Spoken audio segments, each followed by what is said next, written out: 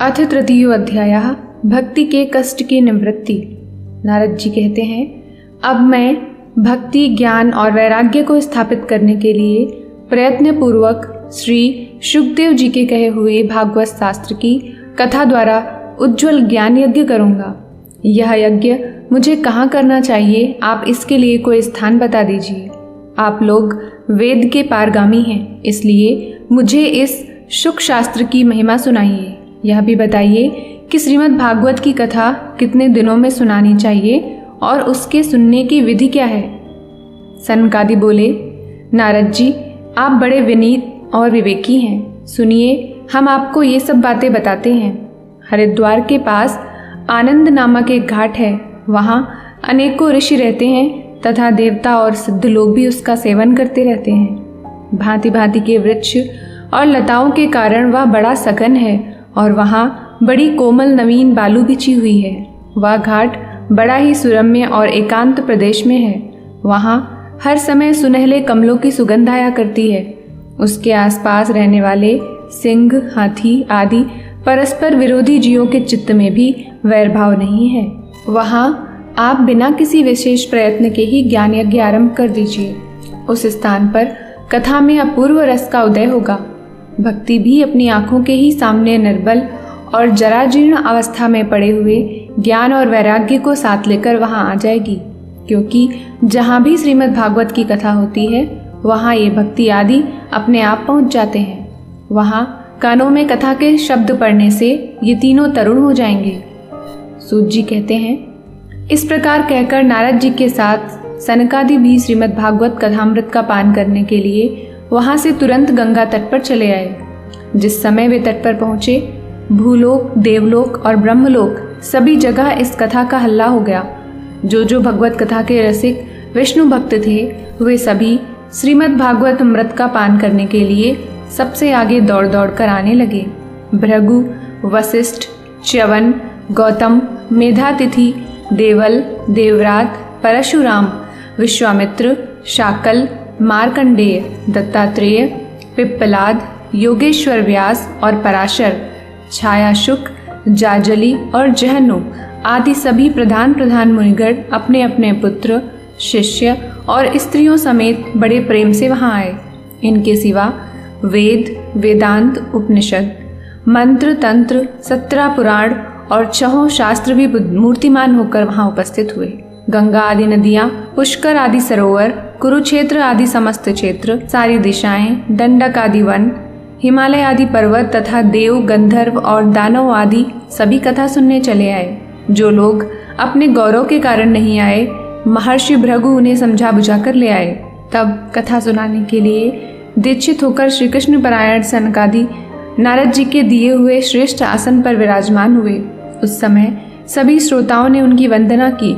श्रोताओं में वैष्णव, विरक्त, सन्यासी और ब्रह्मचारी लोग आगे बैठे और उन सबके आगे नारद जी विराजमान हुए। एक ओर ऋषिगण, एक ओर देवता, एक ओर वेद और उपनिषद आदि तथा एक ओर तीर्थ बैठे और दूसरी ओर स्त्रियां बैठी।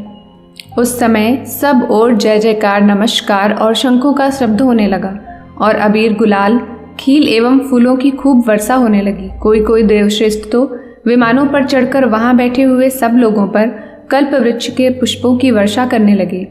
सूत जी कहते हैं, इस प्रकार पूजा समाप्त होने पर जब सब लोग एकाग्रचित्त हो गए, तब सनकादि ऋषि महात्मा नारद को श्रीमद् भागवत का महात्म्य स्पष्ट करके सुनाने लगे। सनकादि ने कहा, अब हम आपको इस भागवत शास्त्र की महिमा सुनाते हैं। इसके श्रवण मात्र से मुक्ति हाथ लग जाती है।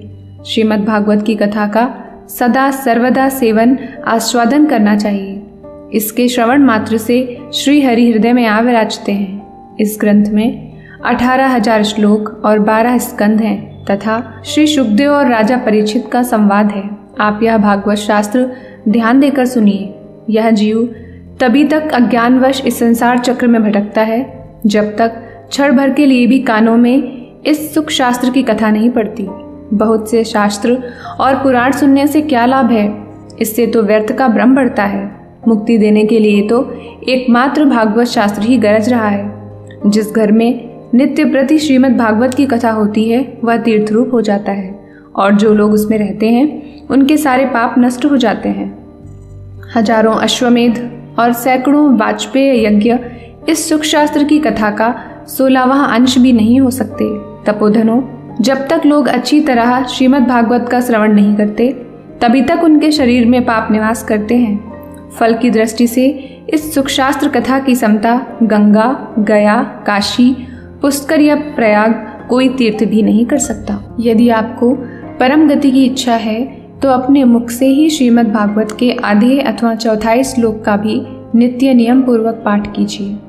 ओंकार, गायत्री, पुरुष सूक्त, तीनों वेद, श्रीमद् भागवत, ओम नमो भगवते वासुदेवाय, यह द्वादशाक्षर मंत्र, 12 मूर्तियों वाले सूर्य भगवान, प्रयाग, संवत्सर रूप काल, ब्राह्मण, अग्निहोत्र, गौ, द्वादशी तिथि, तुलसी, वसंत ऋतु और भगवान पुरुषोत्तम, इन सब में बुद्धिमान लोग वस्तुतः कोई अंतर नहीं मानते।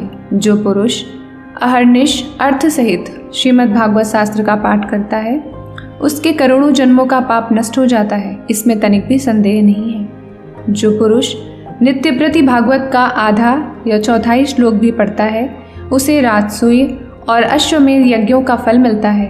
नित्य भागवत का पाठ करना, भगवान का चिंतन करना, तुलसी को सींचना और गौ की सेवा करना, ये चारों समान हैं। जो पुरुष अंत समय में श्रीमद् भागवत का वाक्य सुन लेता है उस पर प्रसन्न होकर भगवान उसे वैकुंठ धाम देते हैं। जो पुरुष इसे सोने के सिंहासन पर रखकर विष्णु भक्त को दान करता है वह अवश्य ही भगवान का सायुज्य प्राप्त करता है। जिस दुष्ट ने अपनी सारी आयु में चित्त को एकाग्र करके श्रीमद् भागवत अमृत का थोड़ा सा भी रसास्वादन नहीं किया उसने तो अपना सारा जन्म चांडाल और गधे के समान व्यर्थ ही गंवा दिया। वह तो अपनी माता को प्रसव पीड़ा पहुंचाने के लिए ही उत्पन्न हुआ। जिसने इस सुख शास्त्र के थोड़े से भी वचन नहीं सुने वह पापात्मा तो जीता हुआ ही मुर्दे के समान है। पृथ्वी के भार स्वरूप उस पशु तुल्य मनुष्य को धिक्कार है। यूं स्वर्गलोक में देवताओं में प्रधान इंद्रादि कहा करते हैं। संसार में श्रीमद् भागवत की कथा का मिलना अवश्य ही कठिन है। जब करोड़ों जन्मों का पुण्य होता है तभी इसकी प्राप्ति होती है। नारद जी, आप बड़े ही बुद्धिमान और योगनिधि हैं। आप प्रयत्न पूर्वक कथा का श्रवण कीजिए। इसे सुनने के लिए दिनों का कोई नियम नहीं है, इसे तो सर्वदा ही सुनना अच्छा है। इसे सत्य भाषण और ब्रह्मचर्य पालन पूर्वक सर्वदा ही सुनना श्रेष्ठ माना गया है, किंतु कलयुग में ऐसा होना कठिन है। इसलिए इसकी शुकदेव जी ने जो विशेष विधि बताई है वह जान लेनी चाहिए। कलयुग में बहुत दिनों तक चित्त की वृत्तियों को वश में रखना, नियमों में बंधे रहना और किसी पुण्य कार्य के लिए दीक्षित रहना कठिन है। इसलिए सप्ताह श्रवण की विधि है। श्रद्धा पूर्वक कभी भी श्रवण करने से अथवा माघ मास में श्रवण करने से जो फल होता है वही फल श्री शुकदेव जी ने सप्ताह श्रवण में निर्धारित किया है। मन के असंयम, रोगों की बहुलता और आयु की अल्पता के कारण तथा कलयुग में अनेकों दोषों की संभावना से ही सप्ताह श्रवण का विधान किया गया है। जो फल तप, योग और समाधि से भी प्राप्त नहीं हो सकता वह सर्वांग रूप में सप्ताह श्रवण से सहज में ही मिल जाता है। सप्ताह श्रवण यज्ञ से बढ़कर है, व्रत से बढ़कर है, तप से कहीं बढ़कर है, तीर्थ सेवन से तो सदा ही बड़ा है, योग से बढ़कर है, यहाँ तक कि ध्यान और ज्ञान से भी बढ़कर है।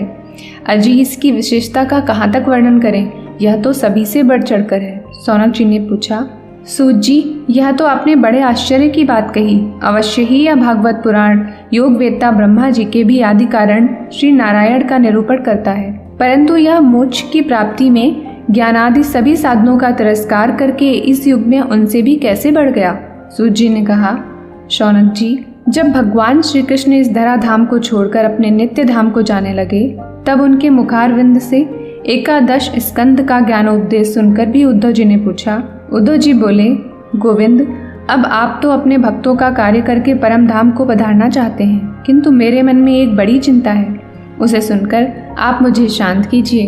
अब घोर कलिकाल आया ही समझिए, इसलिए संसार में फिर अनेकों दुष्ट प्रकट हो जाएंगे। उनके संसर्ग से जब अनेकों सत्पुरुष भी उग्र प्रकृति के हो जाएंगे तब उनके भार से दबकर यह गौरूपिणी पृथ्वी किसकी शरण में जाएगी। कमल नयन, मुझे तो आपको छोड़कर इसकी रक्षा करने वाला कोई दूसरा नहीं दिखाई देता, इसलिए भक्तवत्सल आप साधुओं पर कृपा करके यहाँ से मत जाइए। भगवान, आपने निराकार और चिन्मात्र होकर भी भक्तों के लिए ही तो यह सगुण रूप धारण किया है। फिर भला आपका वियोग होने पर वे भक्तजन पृथ्वी पर कैसे रह सकेंगे? निर्गुणोपासना में तो बड़ा कष्ट है, इसलिए कुछ और विचार कीजिए। प्रभास क्षेत्र में उद्धव जी के ये वचन सुनकर भगवान सोचने लगे कि भक्तों के अवलंब के लिए मुझे क्या व्यवस्था करनी चाहिए। सौनक जी, तब भगवान ने अपनी सारी शक्ति भागवत में रख दी। वे अंतर्धान होकर इस भागवत समुद्र में प्रवेश कर गए। इसलिए यह भगवान की साक्षात शब्दमयी मूर्ति है। इसके सेवन, श्रवण, पाठ अथवा दर्शन से ही मनुष्य के सारे पाप नष्ट हो जाते हैं। इसी से इसका सप्ताह श्रवण सबसे बढ़कर माना गया है और कलयुग में तो अन्य सब साधनों को छोड़कर यही प्रधान धर्म बताया गया है। कलिकाल में यही ऐसा धर्म है जो दुख, दरिद्रता, दुर्भाग्य और पापों की सफाई कर देता है तथा काम, क्रोध आदि शत्रुओं पर विजय दिलाता है। अन्यथा भगवान की इस माया से पीछा छुड़ाना देवताओं के लिए भी कठिन है। मनुष्य तो इसे छोड़ ही कैसे सकते हैं। अतः इससे छूटने के लिए भी सप्ताह श्रवण का विधान किया गया है। सूत जी कहते हैं, सौनक जी, जिस समय सनकादि मुनीश्वर इस प्रकार सप्ताह श्रवण की महिमा का बखान कर रहे थे, उस सभा में एक बड़ा आश्चर्य हुआ। उसे मैं तुम्हें बतलाता हूँ, सुनो। वहाँ तरुणावस्था को प्राप्त हुए अपने दोनों पुत्रों को साथ लिए विशुद्ध प्रेम रूपा भक्ति बार बार श्री कृष्ण गोविंद हरे मुरारे, हे नाथ नारायण वासुदेव आदि भगवान नामों का उच्चारण करती हुई अकस्मात प्रकट हो गई। सभी सदस्यों ने देखा कि परम सुंदरी भक्ति रानी भागवत के अर्थों का आभूषण पहने वहां पधारी। मुनियों की उस सभा में सभी यह तर्क वितर्क करने लगे कि ये यहाँ कैसे आई, कैसे प्रविष्ट हुई। तब सनकादि ने कहा, ये भक्ति देवी अभी अभी कथा के अर्थ से निकली हैं। उनके ये वचन सुनकर भक्ति ने अपने पुत्रों समेत अत्यंत विनम्र होकर सनत कुमार जी से कहा। भक्ति बोली, मैं कलयुग में नष्ट प्राय हो गई थी। आपने कथा अमृत से सींचकर मुझे फिर पुष्ट कर दिया। अब आप यह बताइए कि मैं कहाँ रहूं। यह सुनकर सनकादि ने उनसे कहा, तुम भक्तों को भगवान का स्वरूप प्रदान करने वाली, अनन्य प्रेम का संपादन करने वाली और संसार रोग को निर्मूल करने वाली हो। अतः तुम धैर्य धारण करके नित्य निरंतर विष्णु भक्तों के हृदयों में ही निवास करो। ये कलयुग के दोष भले ही सारे संसार पर अपना प्रभाव डालें, किंतु वहाँ तुम पर इनकी दृष्टि भी नहीं पड़ सकेगी। इस प्रकार उनकी आज्ञा पाते ही भक्ति तुरंत भगवत भक्तों के हृदयों में जा विराजी। जिनके हृदय में एकमात्र श्री हरि की भक्ति निवास करती है, वे त्रिलोकी में अत्यंत निर्धन होने पर भी परम धन्य हैं, क्योंकि इस भक्ति की डोरी से बंधकर तो साक्षात भगवान भी अपना परम धाम छोड़कर उनके हृदय में आकर बस जाते हैं। भूलोक में यह भागवत साक्षात परम ब्रह्म का विग्रह है।